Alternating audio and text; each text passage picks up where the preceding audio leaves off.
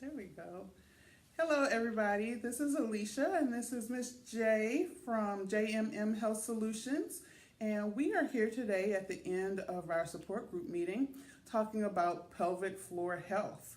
And we just had a couple of questions to wrap it up and let us know what our pelvic floor health is about. So what do we need to know about our pelvic floor health? Why do we need a pelvic floor specialist? What do you do?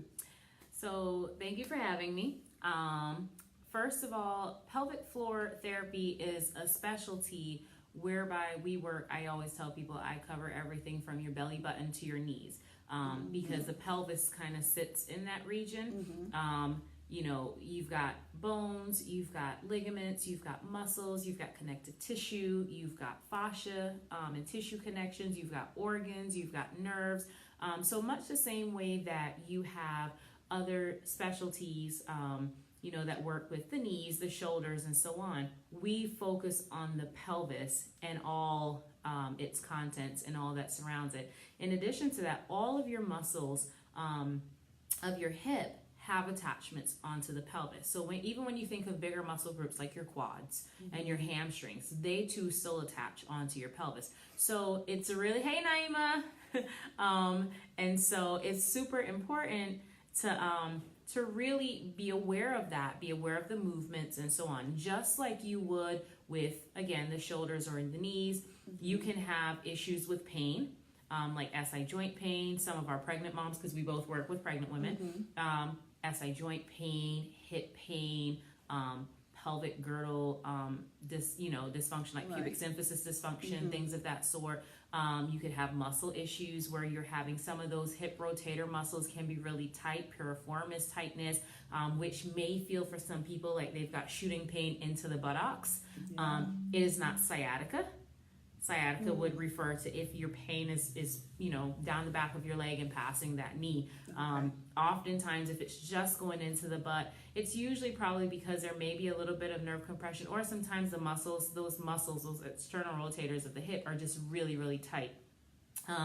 More specifically though, what we do is we are able to assess the muscles internally. So I assess muscles intravaginally as well as intrarectally, because I'm trained to see men as well. And there are some conditions for women where that would be necessary to work on the muscles, whether there is tightness, there are restrictions, there are sensory deficits, whatever have you, that moms or women in general may be dealing with.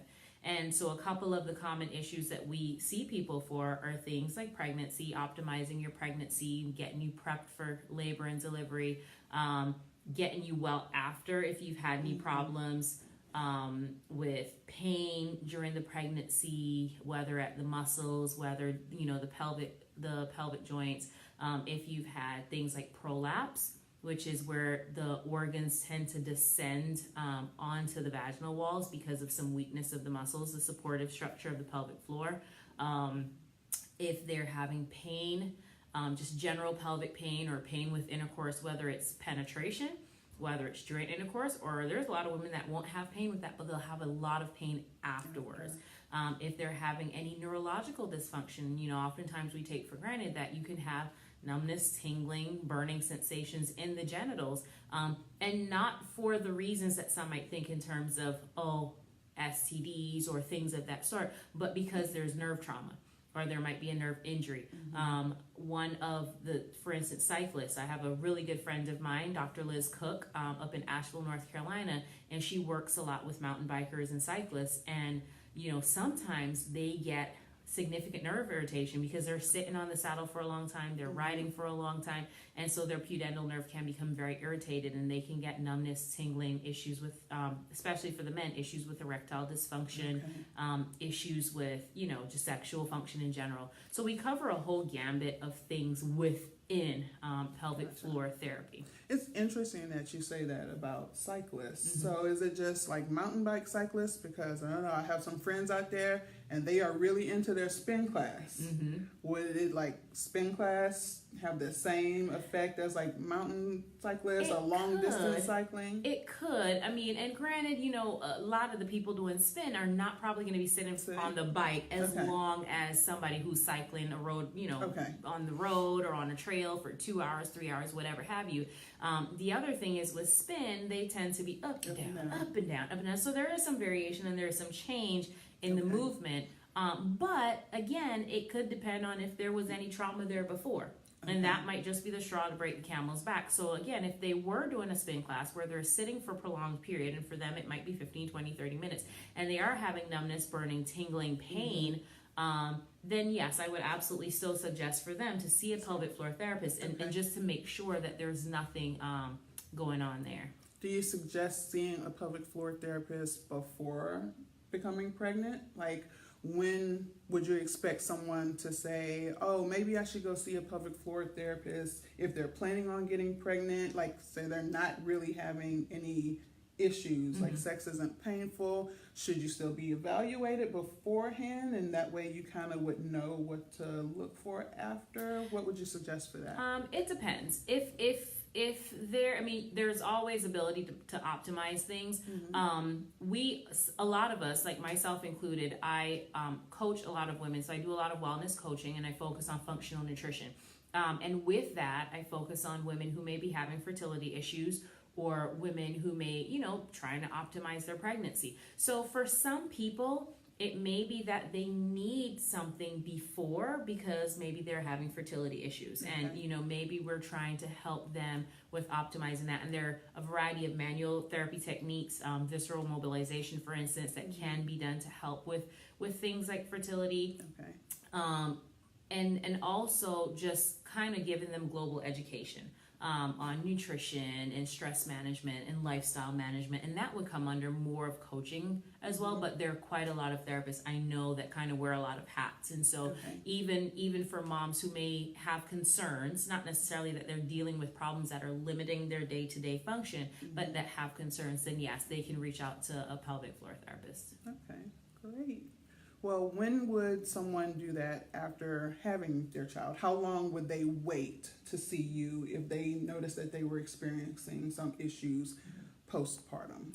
I actually have women follow up with me within 3 weeks of having a baby. And the reason ACOG just released new guidelines, so that's the American College of Obstetrics and Gynecology, that women should have a follow-up within 3 weeks of their delivery. And so I would encourage most women, especially if you have had the back pain, the hip pain, the pelvic pain, maybe some round ligament discomfort, just general pelvic girdle pain, if you've had any vulvar varicosities, which is where, you know, the genitals just feel swollen, and that usually happens during pregnancy because of the increased blood flow to the baby and just the hormonal influence, and that can be very uncomfortable. So if they've had any issues, any pains, aches, any leaking or anything of that sort, either before getting pregnant or during pregnancy, then yes, I want to see them within three weeks of having that baby. If they've had a relatively, you know, problem-free pregnancy and they've had a pretty easy delivery, like labor was not very long, it was natural, no interventions, they're not having any symptoms per se, then yes, we can follow. We can wait till that 6 week, because then what most moms are looking for at that point in time, maybe they're still having a few symptoms, or maybe a lot of them are trying to return to fitness. We focus on things like diastasis, which is the separation of the abdominals, diastasis rectus abdominis, abdominis, and then we focus on fitness again and getting women to train the pelvic floor muscles, but not just do Kegels, squeeze, not just that, but to optimize pelvic floor muscle function in general with regards to what they're doing, because one of the roles of the pelvic floor is stability, and it helps to stabilize the pelvis while the rest of you moves. And it kind of works in concert with everything else that goes on around it. So we really want to optimize that, maximize that, make sure that, women, if they're going back to sport, they're not doing anything that would cause symptoms in poor lifting techniques, if they're doing any heavy lifting or whatnot, and that they can go back without any symptoms. Okay, Well, it sounds good. Tell everybody how they can contact you if they would like to get an evaluation for any discomfort or problems that they may be having. What's the best way to reach you? So I can be found on Facebook at JMM Health Solutions, on Instagram at The Pelvic Perspective, or you can contact me via the website www.jmmhealthsolutions.com or by phone 770-569-3572. And I tell people all the time, no question is a silly question, only because, again, a lot of people have not heard about the pelvic floor. They haven't heard about pelvic floor issues. And most people think that if they leak, it's somehow some sort of rite of passage into being a mom or just aging. Or they think that if they've had a problem, maybe they've had pain with intercourse or something like that. If they've had it long enough, it's just another one of those things. It's just something I have to live with. That's not normal. Just because it might happen to you and it might happen to a lot of other people doesn't mean that it's normal. I tell people all the time, you should be able to go through a pregnancy relatively symptom-free. You should be able to go through a delivery because our bodies were made for this. So you should be able to go through a delivery relatively problem-free. I mean, things happen, but relatively problem-free. You should be able to come back on the heels of that. Again, relatively problem-free. Sex should be enjoyable, not only for your partner, but for you. Okay, it takes two to tango, so it should be enjoyable. It should be something that doesn't cause you any pain. You should not be feeling stuff falling out of your vagina. That's common sign of prolapse. Everything should just kind of Everything should just stay in place. The pelvic floor functions as a supportive structure, so everything should just stay in place. Things like constipation, things like, leaking. You shouldn't be leaking. We just don't walk around and pee ourselves. A good functioning pelvic floor keeps everything in, right? We shouldn't be walking around going, oh crap, I gotta go to the bathroom. Where's the nearest bathroom? I gotta go. You should. God, don't sneeze. Squeeze my legs shut. You're lapping your legs and you're holding tight. That's no way to live, And we take for granted sometimes not just the physical effects, but also the psychological effects, because now you've got a lot of people who don't go out anymore. Right. They can't enjoy life anymore because of all this stuff. So if that's you and you're dealing with these things, please, it doesn't even have to be me. Please reach out to somebody. Okay? Please reach out to somebody to get the help that you need, because again, you should be able to go through life relatively problem-free. Gotcha.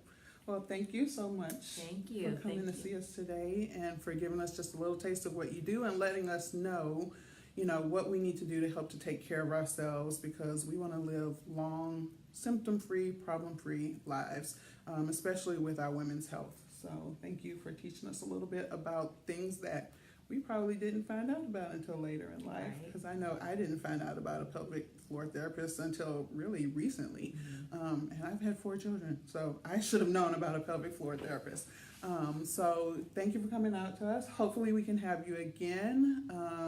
Everybody, if you don't know, we host a support group meeting every 4th Saturday of the month at Arise Family Chiropractic in Cumming, Georgia. You can go to my Facebook page, North Atlanta Concierge Doulas, to get more information about that and see the upcoming events. We would love to have you join us. It's for everybody, whether you're trying to conceive, whether you're pregnant, whether you have children, whether you're children or adults. We all can learn from each other. We all have something to share and to contribute. And we would love to have you all come out and be with us so that we can be your village, so that you can have a support system, and so that we can continue to help you grow and thrive with your families. So until next time, thank you for joining us today. Thank you, Jay. Thank you. And we'll see you all next month, hopefully. Bye-bye. Bye.